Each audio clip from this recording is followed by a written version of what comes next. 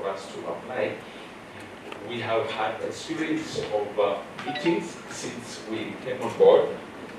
We've had, after the induction, tomorrow last week we were in induction, then we had our first meeting on Friday, and then the subsequent dates from yesterday. We've been in a series of meetings to ensure that things are on course. Good thing is there was an existing infrastructure that was doing the preparatory work, so that as a commission, now that we're full house, we just have to endorse or provide further guidance to ensure that the exercise is undertaken in the most effective and efficient manner. What I can confirm from the outset, Chair and members, is that we are ready. We are ready and capable of undertaking this critical assignment of beefing up the numbers in the security sector, more so taking into account the huge deficits that currently exist, taking into account the targets that are required for us in terms of ensuring that we have the police to civilian ratios. There are the benchmarks. We may be far from the standard, but we are progressively working towards that, subject to the resourcing, as you have been supporting this cause. So we will also share the challenges as you rightly guided and offer the solutions as a commission. We have considered as one unit, and the strategies that we have put in place to ensure that there's adequate synergy, that there's adequate collegiality on account of the fact that we share Yes. Yes. Considering that at some state the media may not be there. Yes. So you had mentioned about the 10,000 constable. Yes. Are we not considering taking in any cadets? We will come to that. I'm picking it at general level. The budget that was approved was for 10,000 headcount. The information, those are details that will come allow that it comes with the subsequent presentations. But suffice to say, from a perspective of the National Police Service Commission, we are fully seized to the national policy and agenda of mainstreaming reforms in order to make sure that our processes are effective and efficient. There's under the better framework, there's use of technology, aspects like those that we have tried to mainstream even as we undertake this process. So we have an elaborate policy framework as well as now specific working procedures and regulations, which again will buttress all our processes of the recruitment from stage one advertisement to the end, which is when the officers report to their training centers. And all this, including the regulations that have alluded to, is pursuant to the Constitution, the mandates that are given to the Commission through the Constitution, as well as the National Police Service Commission Act.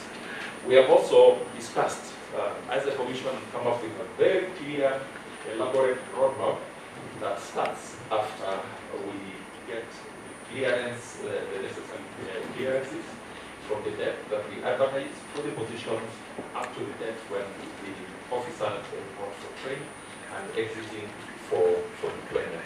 So that roadmap we discussed in detail, and I'm glad to report that we are generally in concurrence with our colleagues from the command side in terms of ensuring that we attain the shortest time possible because of the urgency with which we are expected to deliver on this. In summary, I'm saying that we are ready, and allow that I give our CEO now take us through the detailed presentation that now goes into nitty-gritty, including what we alluded to. It is part of it is this presentation. The other bits will be coming through the IG. Otherwise, from us, we are committing to working together and ensuring that we deliver what we expect. Thank you very much. Thank you very much, Chairman. Honorable Chair, you know, the happiest person here is me because this committee has given me a full commission now. Thank you very much. The National Police Service Commission acknowledges the receipt of letter F number NADDC which is a letter from you, from the clerk on 4th August and the subsequent one on 12, inviting the Commission to make submissions to the Departmental Committee on Administration and Internal Security on recruitment of police officers in the financial year 2025-2026.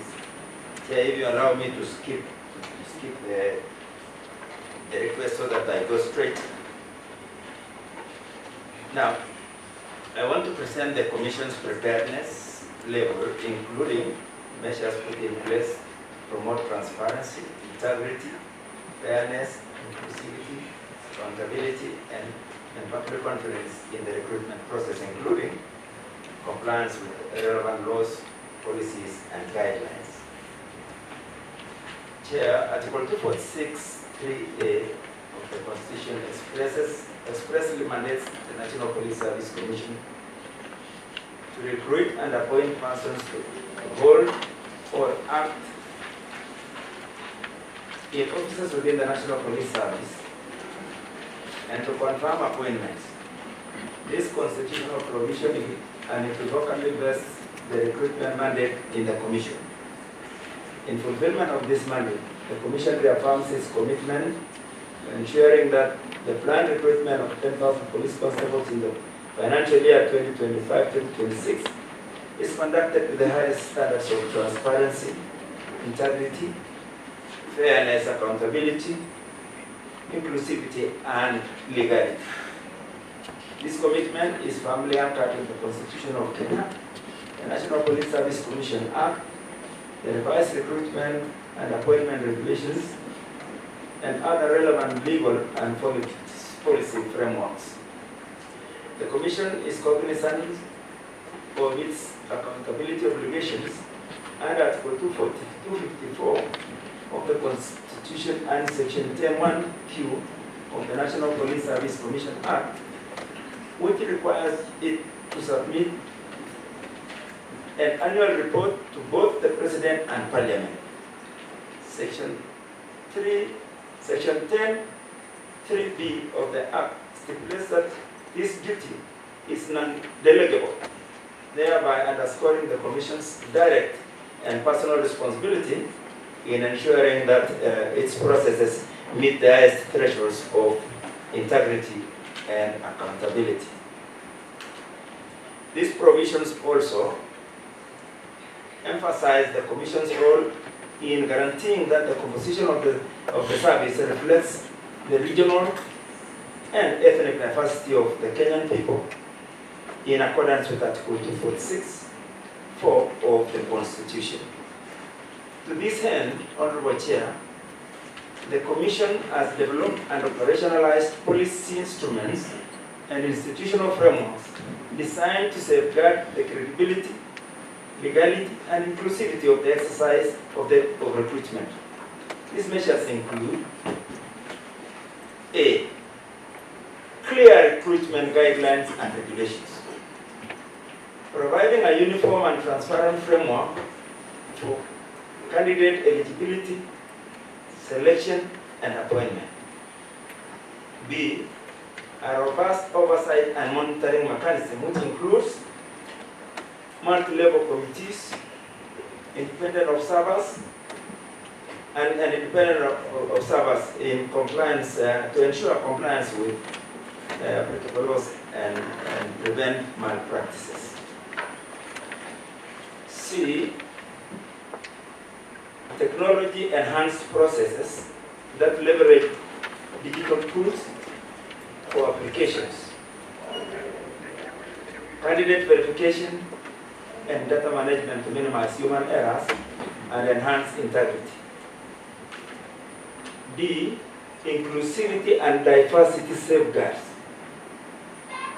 These are deliberate measures to ensure that recruitment outcomes reflect gender balance, regional equity, and ethnic diversity of the nation. Honorable Chair, E. Public communication and sensitization. We have put in place proactive disclosure of information, recruitment guidelines, and timelines to the public to enhance transparency and public trust. F, accountability and reporting structures. These are internal and external reporting frameworks that ensure adherence to constitutional and statutory obligations. These measures have laid a strong foundation to guarantee that the recruitment of police officers in the financial year 2025-26 will be credible, lawful, nationally representative, and publicly trusted. The overarching goal is not only to meet constitutional and legal thresholds, but also to secure public confidence in integrity and fairness of the process. Police recruitment system. Honorable Chair, the police recruitment system is an automated digital platform designed to enhance efficiency, accuracy, transparency at every stage of the recruitment process. Its core functionalities include: 1, online registration, application, and shortlisting of candidates. 2, real-time data entry and transmission from recruitment centers. 3, digital verification of academic credentials. 4, elimination of manual errors and manipulation risks. And finally, Chair, integrated dashboards for monitoring, oversight, and audit. The PRS guarantees integrity by minimizing human interference and generating a verifiable digital trail throughout the recruitment process. The system aligns with the government's bottom-up economic transformation agenda beta, particularly under the digital superhighway and creative economy pillar. It represents a critical step in the planned recruitment of 25,000 police officers by 2027, while directly addressing the recommendations of the National Task Force on Improvement of Terms and Conditions of Service, which emphasized modernization of the police service. The system is designed to curb corruption, enhance fairness, and guarantee equal opportunities for all applicants, thereby strengthening public trust in the recruitment process and contribute to a professional, modern, and accountable police service. Second, Chair, public recruitment slot allocation formula. To ensure fairness, inclusivity, and national representation, the Commission has developed a slot allocation formula for distributing recruitment opportunities across all the 290 constituencies. The formula is designed to ensure equity and is informed by the following parameters. 1, population data, which is based on the latest census. 2, poverty index scores. 3, marginalized communities as identified by the National Cohesion and Integration Commission, NCIC. 4, ethnic, regional, and gender balance considerations. And finally, Chair, equal share. In line with affirmative action policies, specific slots are reserved for marginalized and underrepresented communities to promote inclusivity. In a bid to strengthen the formula and promote legitimacy, the Commission has actively engaged stakeholders, including the Cabinet Secretary responsible for Interior, whose input has been incorporated into the allocation framework. The approach is intended to ensure that the recruitment exercise is consistent with constitutional values of equality, non-discrimination, and social justice. 3, draft National Police Service Commission Recruitment and Appointment Regulations 2025. Honorable Chair, the Commission has reviewed and updated the recruitment and appointment regulations to reflect emerging issues and trends, operational realities, and legal developments. The draft regulations 2025 are designed to entrench best practices and strengthen governance of the recruitment process. Specifically, the draft regulations, 1, provides clear criteria for eligibility, disqualification, and selection. 2, strengthen provisions on ethical conduct, accountability, and observer participation. 3, establish accessible public complaints and appeals mechanisms. 4, embed transparency measures, including mandatory publication of results and audit requirements. And finally, Chair, safeguard data privacy and establish protocols for proper data disposal. The timely adoption of these regulations is critical to ensuring a professional, transparent, and accountable recruitment process. Accordingly, the Commission calls upon Parliament to expedite approval of the draft regulations once presented to facilitate the smooth implementation of the upcoming recruitment exercise. Number 4, proposed roadmap for 2025 recruitment of police constables. Honorable Chair and members, a comprehensive roadmap has been developed to guide the exercise. The roadmap outlines, beginning, the timelines and milestones for recruitment phase. The advertisement is proposed to be published on 11th September 2025, with the recruits targeted to report to the training college on 17th November 2025. 2, strategies for stakeholder engagement, including public awareness, campaigns, and observer accreditation. Chair, resource planning covering personnel deployment, ICT tools and logistics, and post-recruitment actions, including reporting and medical assessment. On the basis of the above measures, the Commission affirms its full preparedness to conduct the 2025-26 recruitment in strict compliance with the Constitution and all applicable laws. The safeguards in place ensure that transparency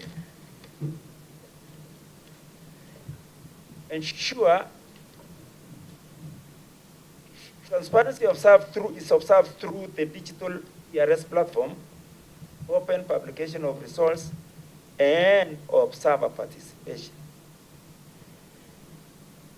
Integrity is ensured by enforcing strict ethical standards, digital verification of the credentials, and minimizing human manipulation.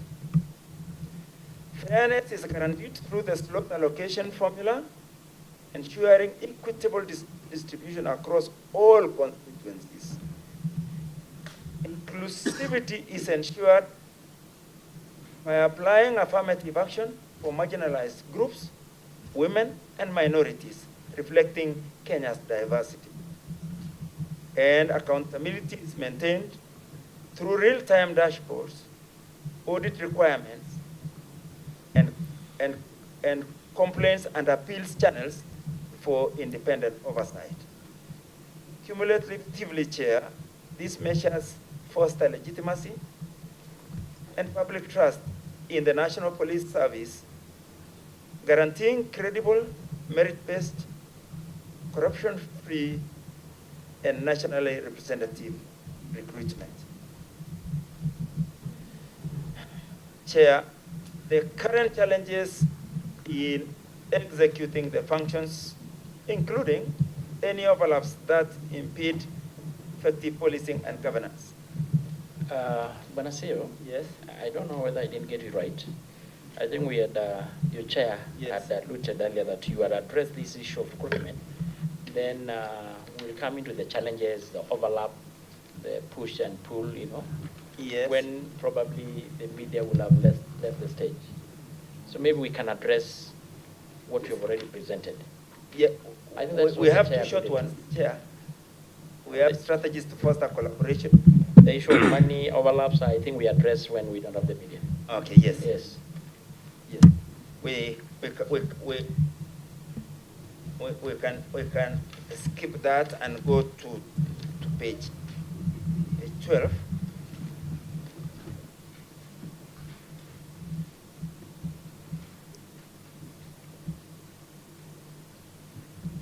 What is it that we have done as the Commission, to foster collaboration between the National Police Service Commission and the National Police Service to ensure effective fulfillment of the two entities' constitutional mandates and seamless service delivery? Chair, that can wait. This one can wait. Can wait. Okay. Because Lele, we must be alive to the reality, and Kenyans know Yes. that we have been having a, pull and push Yes. between yourselves, Yes.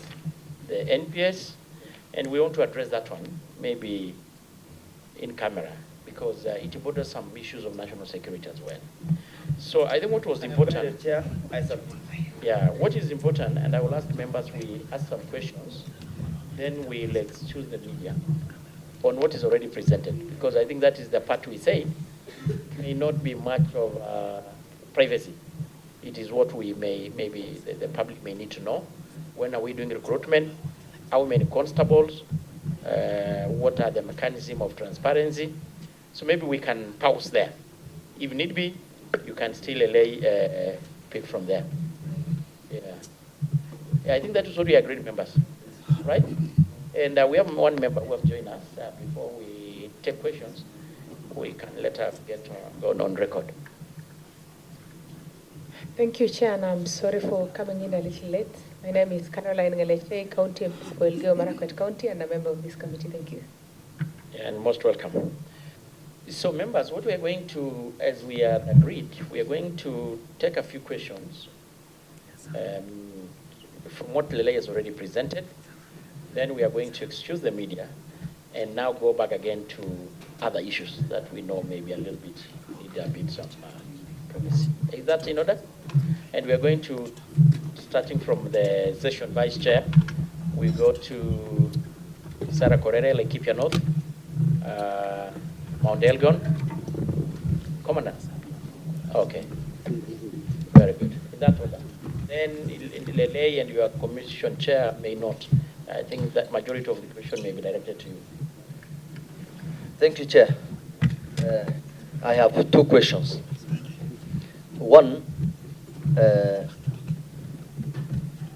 considering there are areas that are marginalized and areas that are not yet connected, especially in the past released areas,